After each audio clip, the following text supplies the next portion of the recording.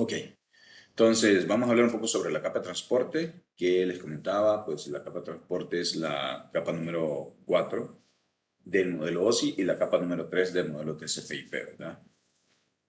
Esta capa prácticamente lo que es la responsable de las comunicaciones lógicas entre las aplicaciones que se ejecutan en diferentes hosts. Entiéndase por host, computadoras, servidores, etcétera. Entonces, estas capas, prácticamente, esta capa de transporte es la que va a indicarnos qué aplicación o servicio se está utilizando. Hablando de aplicaciones y servicios, páginas web, correos electrónicos, ¿verdad? DNS, bueno, eh, eh, transferencia de archivos, etcétera. Y estos enlaces entre las capas de aplicaciones y las capas inferiores que se encarga de transmitir a través de toda la red. La capa de transporte es la responsable de darle seguimiento a las conversaciones individuales, hacen segmentación, esa es la PDU o la forma de encapsular de la capa de transporte, segmentos, ¿sí? Lo que hace es que es más fácil segmentar una sola información, se va a segmentar, que mandar toda la información de un solo, ¿ya? Entonces se segmentan la segmentación de datos y también hay un rearmado de datos que más adelante lo vamos a ver. Se agrega información de encabezado. Hablábamos del encabezado en este caso, pues se agregan lo que son varias cosas, pero en ese caso lo importante es el número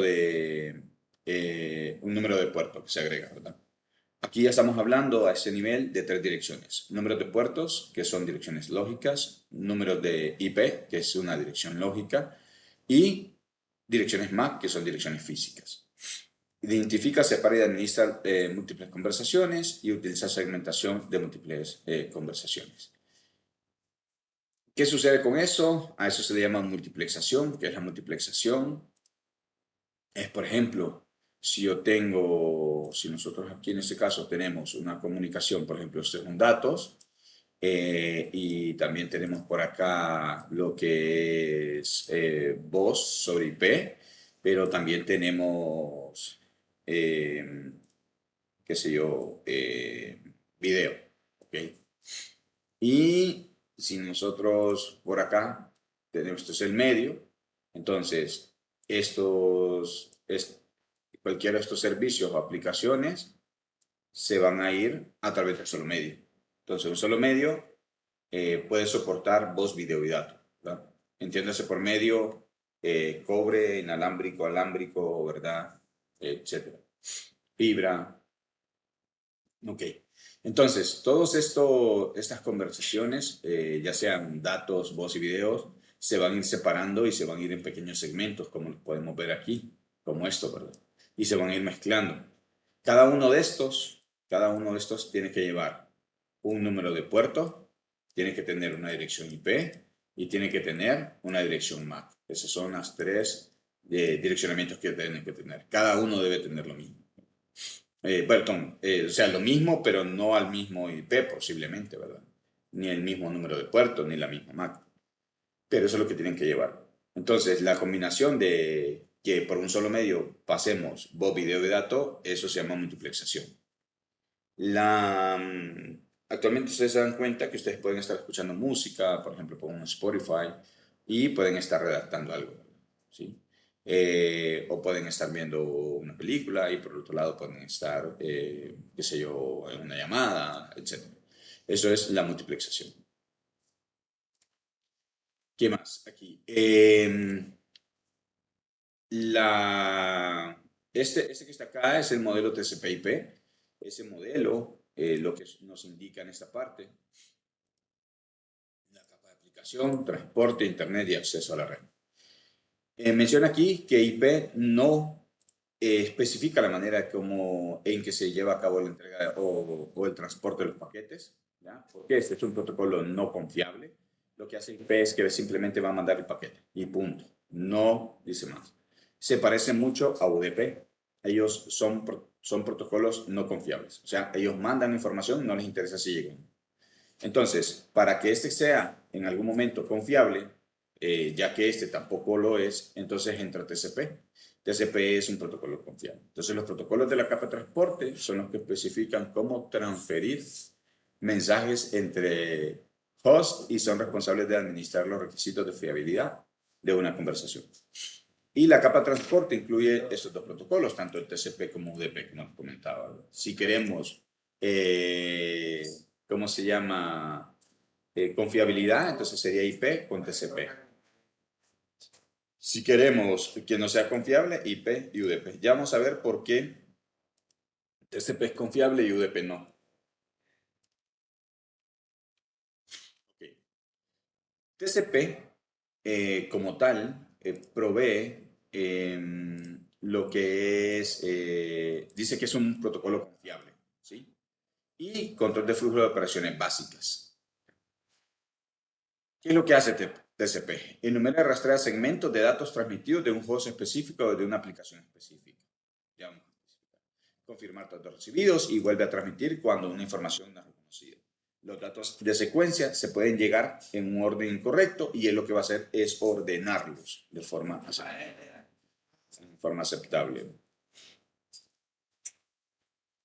Ok. Y UDP realmente va a ser todo lo contrario. Es un protocolo, un UDP proporciona las funciones básicas de entrega de segmentos. Simplemente es un protocolo sin conexión, o sea que no establece una comunicación, simplemente va a mandar la información y punto. No le interesa si los mensajes llegan o no llegan, o sea, no le interesa si se da cuenta que llegan o no. ¿Qué protocolo es mejor? Pues ninguno es mejor que el otro, cada quien va a hacer su trabajo. UDP se utiliza más para el tema de voz sobre IP, DNS, y TCP se utiliza más para datos, ¿ya? UDP se utiliza como más para voz y video, pues, y servicios, bueno, tanto el DNS funciona tanto para los dos, como para UDP como para TCP, y TCP se utiliza más para datos, ¿ya? Página web y esas cosas. Vamos a ver. Algunas características de TCP: establece sesión, garantiza una entrega confiable, proporciona entrega al mismo pedido y admite control de flujo, que ya lo vamos a explicar ahorita. TCP, ese es el encabezado de TCP, tiene un número de puerto, ¿ya? Un número de puerto de origen, tiene un número de puerto de origen, tiene un número de puerto de destino, tiene números de secuencia, ¿sí? Tiene números de aceptación, tiene un encabezado, reserva, control de bit, ventanas, checksum para chequear si todo está bien, una parte de un campo de urgente y algunas otras opciones, ¿verdad? Aquí están.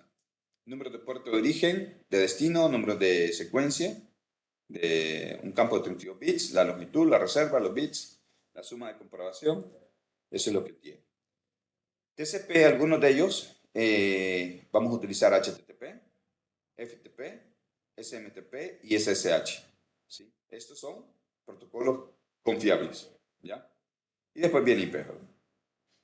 En el caso de UDP, pues las características son: los datos se reconstruyen en el orden que se recibieron, los segmentos perdidos no se vuelven a enviar y no hay un establecimiento de sesión, o sea que no se comunican. Ya lo vamos a ver un poquito más a detalle esto. Y el envío no está informando sobre la disponibilidad del recurso. Y miren, los campos son menos. Un puerto de origen y otro de destino, el tamaño y la checksum. Eso es todo. Aquí está en la suma de comprobación. Y UDP, por ejemplo, podemos tener DHCP, DNS, SNMP, TFTP, voz sobre IP, videoconferencia, que son algunos de los protocolos que UDP utiliza. ¿Qué son los números de puerto? Los números de puerto, los protocolos de la capa de transporte, tanto TCP y UDP, utilizan números de puerto para iniciar múltiples conversaciones simultáneas. El número de puerto de origen está asociado con la aplicación de origen en el host local, mientras que el número de puerto destino está asociado con la aplicación de destino. O sea, prácticamente los números de puerto lo que hacen es brindar un servicio. Son los que van a determinar qué tipo de aplicación o servicio se está dando. Por ejemplo, si es una página web, un HTTP, un HTTPS. Si es correo electrónico, un POP3, un IMAP, un SMTP. Si es, por ejemplo, conexión remota, Telnet, SSH. Si un DNS, por ejemplo, ¿verdad? Si es transferencia de archivos, TFTP, FTP. Y así. Eso es lo que hacen los números los números de puerto. Sí. Por aquí vamos a encontrar también lo que son los pares de socket, que son los puertos de origen y destino, que se colocan dentro de un segmento. ¿Sí? Y los segmentos se encapsulan dentro de un paquete IP. Entonces, un socket, cuando ustedes escuchen el tema de socket, es la relación que hay entre una dirección IP y un número de puerto. Eso es un socket como tal. ¿Okay? Si les preguntan por ahí, eso es un socket. Y si ustedes pueden ver, por ejemplo, tenemos una dirección IP de origen y un número de puerto de origen, una dirección IP de destino y un puerto de destino. ¿Ok? Y así vamos. Ahí está. Entonces,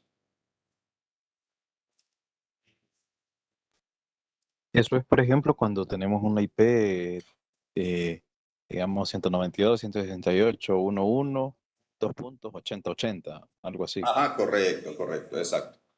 Exacto, así mero. Ok, voy a finalizar este primer video aquí porque ya vi que solo me quedan 5 minutos y nos vamos a desconectar y nos vamos a conectar, pero termino aquí ahorita.